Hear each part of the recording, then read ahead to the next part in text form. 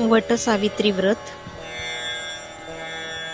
वटसावित्री ज्येष्ठ महिन्यातील पौर्णिमेला साजरी केली जाते. हे व्रत सौभाग्यवती स्त्रियांनीच करावयाचे असते.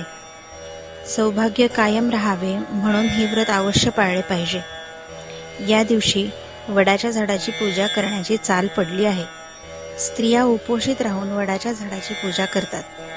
मोठ्या शहरांमध्ये वडाची एखादी डहाळी आणून तिची पूजा करतात.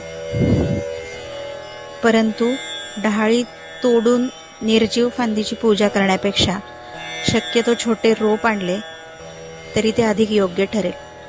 वडाच्या झाडाभोवती दोरा बांधतात. वटसावित्रीचे व्रत हे त्रिरात्र व्रत आहे.